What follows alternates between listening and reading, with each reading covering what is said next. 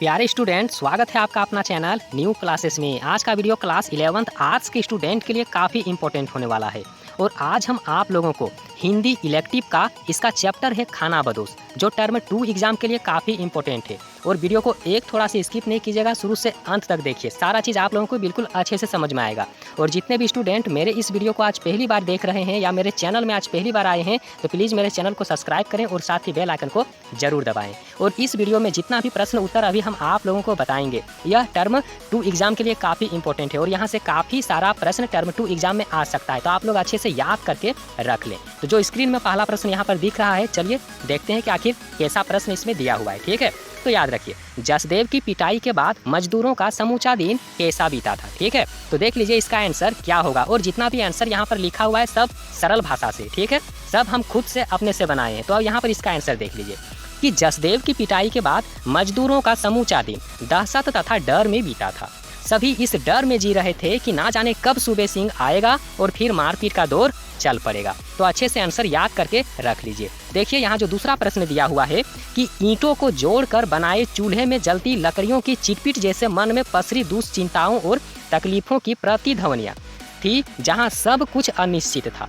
तो यह वाक्य मानव की किस मनोस्थिति को उजागर करता है। ठीक है, तो देख लीजिए यहाँ जो यहाँ जो आंसर दिया हुआ है काफ़ी बड़ा है लेकिन बिल्कुल सरल भाषा से लिखा हुआ है। ठीक है, जैसे देख लीजिए, यह वाक्य मानव के मन की दुविधाग्रस्त तथा कष्ट की स्थिति को दर्शाता है। मानव सदैव अपने भविष्य के लिए चिंतित रहती थी, वह सदैव अनिश्चित कष्ट तथा तकलीफों के बारे में सोचती रहती थी और ये बातें उसके मन में विद्यमान थी। जैसे जलती लकड़ियों के मध्य चीटपीट की आवाज़ होती है, वैसे ही उसके मन में उठने वाली अनिश्चित कष्ट तथा तकलीफें धीरे धीरे उभरती रहती थी। ये सभी उसके मन में छोटे रूप में विद्यमान थी, वे अभी तक ज्वाला का रूप धारण नहीं कर पाई थी। तो आप लोग अच्छे से याद करके रख लीजिए। अगला जो यहाँ पर प्रश्न दिया हुआ है कि मानो अभी तक भट्टे की जिंदगी से तालमेल क्यों नहीं बैठा पाई थी। ठीक है, और काफ़ी इंपॉर्टेंट प्रश्न है।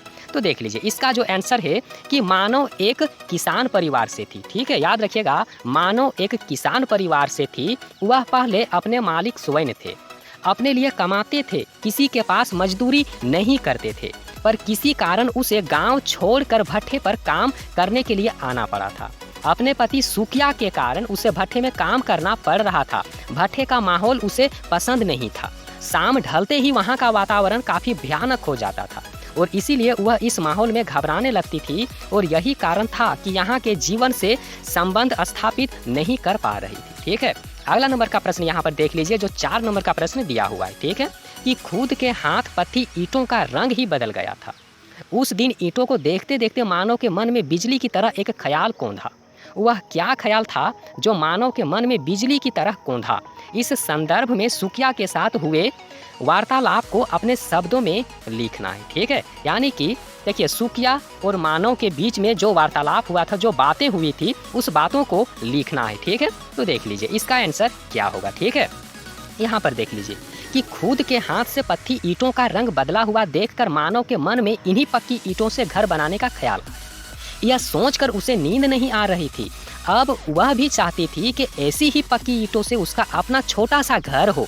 सुबह जब मानव ने उसे उठाया तो उससे चुप ना रहा गया। और फिर देखिए आगे दोनों के बीच में क्या बातें हुई थी। ठीक है, देखिए, मानव, क्या हम इन पक्की ईंटों से अपने लिए एक घर बना सकते हैं? तो सुकिया देखिए क्या बोल रहा है। ठीक है, हैरान पूर्वक कि पगली 2-4 पैसे से पक्की ईंटों का घर नहीं बनता है, इसके लिए हमें बहुत पैसा कमाना चाहिए। फिर मानो देखिए, मानो फिर आखिर क्या बोल रही है। ठीक है, मानो भोलेपन से, दूसरे के लिए जब हम ईंटें बनाते हैं तो अपने घर के लिए भी ईंटें बना सकते हैं ना। तो फिर सुखिया देखिए उसके पति ने क्या जवाब दिया, समझाते हुए कहा, हम भट्टे के मालिक के लिए काम करते हैं और ये सब ईंटें उसकी है। फिर देखिए मानव क्या बोल रही है, दुखी पूर्वक होकर उन्होंने कहा कि हम बहुत मेहनत करेंगे और पैसे जोड़कर अपने लिए घर बनाएंगे और इसके लिए हम रात दिन मेहनत भी करेंगे। फिर सुखिया देखिए क्या बोला। ठीक है, अच्छा ठीक है, ऐसा ही करेंगे। फिर दोनों को जीवन का उद्देश्य मिल गया। ठीक है, वहाँ पर भट्टे में काम करने के लिए फिर दोनों का उद्देश्य मिल गया कि हाँ अब हम लोगों को घर बनाना है। ठीक है, चलिए आगे का प्रश्न देख लीजिए, जो यहाँ पर 5 नंबर का प्रश्न दिया हुआ है कि असगर ठेकेदार के साथ जसदेव को आता देखकर सूबे सिंह क्यों बिफर पड़ा। विफर का मतलब होता है गुस्सा क्यों हो गया, ठीक है। और जसदेव को मारने का क्या कारण था, ठीक है। और काफी इंपॉर्टेंट प्रश्न है, ठीक है।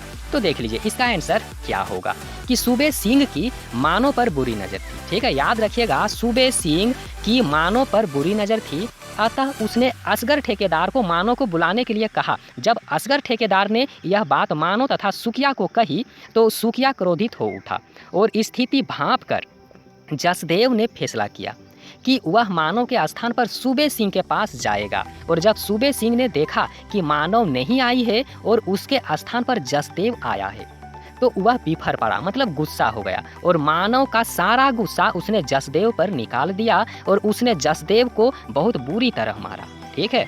आगे का प्रश्न यहाँ पर देख लीजिए, जो 6 नंबर का प्रश्न दिया हुआ है, ठीक है। यहाँ पर देख लीजिए कि सुकिया ने मानव की आंखों से बहते तेज अंधड़ों को देखा और उनकी किरकिराहट अपने अंतर मन में महसूस की। सपनों के टूट जाने की आवाज उसके कानों को फाड़ रही थी।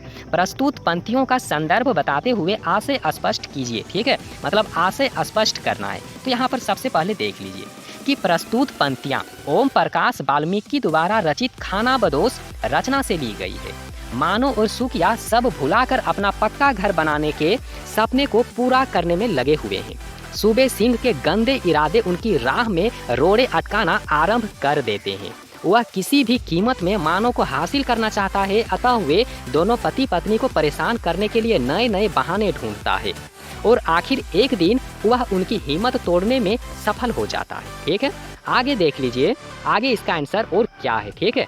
मानो जब रात को बनाई अपनी ईंटों की दुर्दशा देखती है तो जोर जोर से रोने लगती है। वे पति पत्नी बहुत प्रयास करते हैं लेकिन सूबे सिंह हर बार उस पर पानी फेर देता है और अब उनके सहने की सीमा समाप्त हो गई है और उनकी बनाई सारी ईंटें तोड़ दी गई है।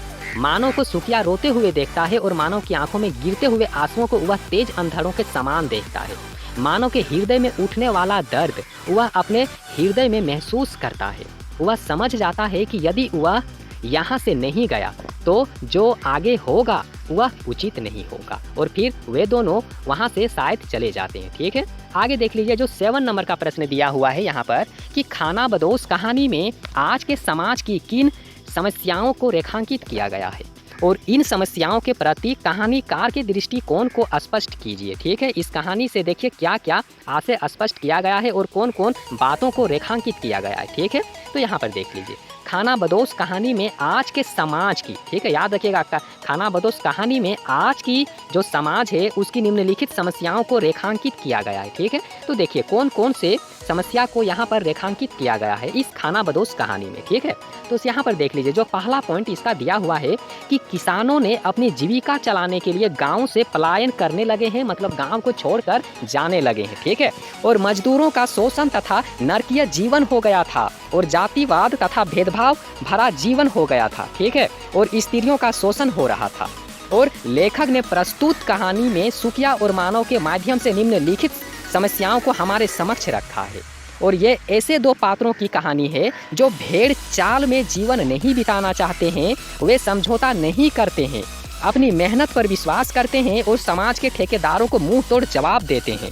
वे अपनी शर्तों, याद रखिएगा, वे अपनी शर्तों पर जीने के लिए कष्टों तक को गले लगाने में चूकते नहीं हैं। याद रखिएगा, काफ़ी इंपॉर्टेंट है। अगर एक बार में आपको समझ में नहीं आ रहा है तो वीडियो को दोबारा प्ले करके देखें, सारा चीज़ आप लोग बिल्कुल अच्छे से समझ जाएंगे। अगला प्रश्न यहाँ पर देख लीजिए कि चल ये लोग हमारे घर बनाने नहीं देंगे, ठीक है। यहाँ पर जो दिया हुआ है इस वाक्य को जरा गौर से देखिए, ठीक है। चल ये लोग हमारे घर बनने नहीं देंगे, तो सुकिया के इस कथन के आधार पर कहानी की मूल संवेदना की स्पष्ट करना, यहाँ जो मूल संवेदना है उसको स्पष्ट करना है इस वाक्य के बारे में, ठीक है। तो देखिए आखिर क्या होगा, इस आशय का पूरा स्पष्ट करने पर क्या होगा, ठीक है। चलिए यहाँ पर देख लीजिए कि इस कथन से सुकिया तथा मानव जैसे लोगों की शोषण भरी जिंदगी का पता चलता है। उन लोगों को पूंजीपतियों के हाथों शोषण का शिकार होना पड़ता है। पूंजीपति वर्ग, याद रखिए, पूंजीपति लोग जो होते हैं उन्हें पैसे के जोर पर अपने हाथों की कठपुतलियां बनाकर रखना चाहते हैं और सूबे सिंह जैसे लोग सुकिया तथा मानव जैसे लोगों को चैन से जीने नहीं देते हैं। एक मजदूर के पास यह अधिकार नहीं होता है कि वह अपने अनुसार जीवन जी सके। वे इनके हाथों सदैव से प्रताड़ित होते आ रहे हैं। इन्हें या तो पूंजीपतियों की नाजायज मांगों के आगे घुटने टेकने पड़ते हैं या फिर खानाबदोश के समान एक स्थान से दूसरे स्थान तक भटकना पड़ता है। सुकिया का कथन मजदूरों की इसी संवेदना को प्रकट करता है। ठीक है, आगे का प्रश्न देख लीजिए जो 9 नंबर का प्रश्न दिया हुआ है और यहाँ पर काफ़ी पॉइंट में प्रश्न दिया हुआ है और सारे प्रश्न को आ से स्पष्ट करना है। ठीक है, तो चलिए यहाँ पर देख लीजिए जो पहला पॉइंट का प्रश्न दिया हुआ है। ठीक है, कि अपने देश की सूखी रोटी भी परदेश के पकवानों से अच्छी होती है। ठीक है, और काफ़ी इंपॉर्टेंट है। तो चलिए यहाँ पर देख लीजिए इस लाइन का आ से स्पष्ट क्या होगा। ठीक है, मनुष्य जहाँ पैदा हुआ होता है वही उसका देश होता है। ठीक है, और वहाँ पर यदि उसे पकवान के स्थान पर, याद रखिएगा, पकवान के स्थान पर साधारण खाना भी मिले तो वह अच्छा होता है, उसे अच्छा लगता है।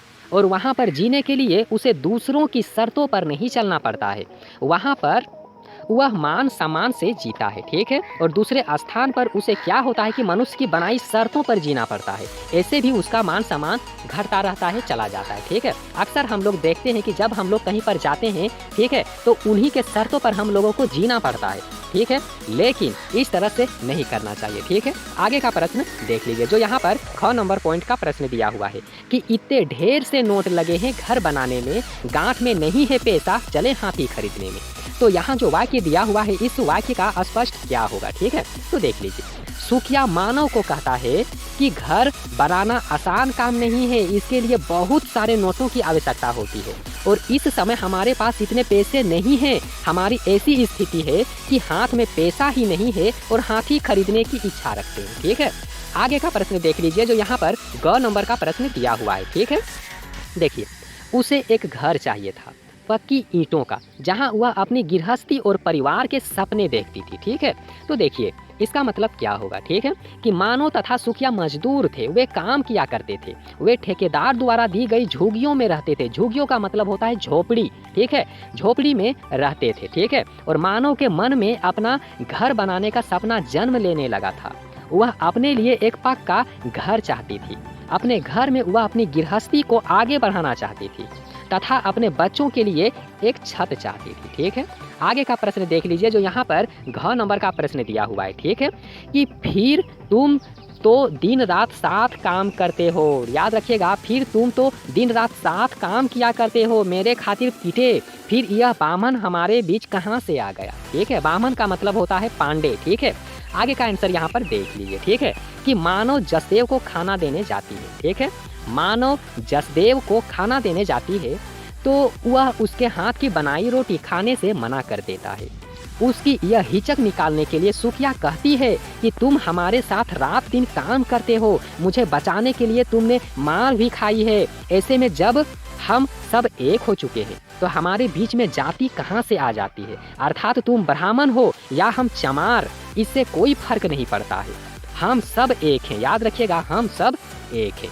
आगे का प्रश्न देख लीजिए और यही अंतिम प्रश्न है कि सपनों के कांच उसकी आंख में किरकिरा रहे थे। ठीक है, सपनों के कांच जो होते हैं उसके आंख में किरकिरा रहे थे। तो इस वाक्य का आशय क्या होगा, इसका आंसर देख लीजिए। ठीक है, जिस प्रकार कांच के टूटने पर उसके छोटे टुकड़े आंख में जाने से तकलीफ देते हैं, वैसे ही मानव के सपने टूटकर उसकी आंखों को तकलीफ दे रहे थे। उसने जो सोचा था, ठीक है, खूब मेहनत करेंगे और काफ़ी, ठीक है, खूब मेहनत करेंगे और पक्की ईंटों का एक छोटा सा घर बनाएंगे, लेकिन यह सपना बिल्कुल भी पूरा नहीं हुआ और वह सपना टूटकर चकनाचूर हो जाता था। ठीक है, और चकनाचूर हो चुका था और उसके कारण उसकी आंखें रो रो कर काट रही थी। उन्होंने, मानो और सुखिया ने जो सोचा था वो तो बिल्कुल भी नहीं हुआ। ठीक है, तो चलिए, जितना भी प्रश्न और उत्तर अभी तक हम यहाँ पर बताए हैं, सारा चीज़ आप लोगों को अगर समझ आया है तो प्लीज़ छोटा सा कमेंट कीजिएगा। और इसी चैनल के माध्यम से टर्म 2 एग्ज़ाम का तैयारी बिल्कुल धाकड़ तरीके से हम करवाएंगे। और याद रखिएगा, वीडियो कैसा लगा, वीडियो को लाइक कीजिए, अपने दोस्तों के पास में शेयर कीजिए और वीडियो देखने के लिए बहुत बहुत धन्यवाद।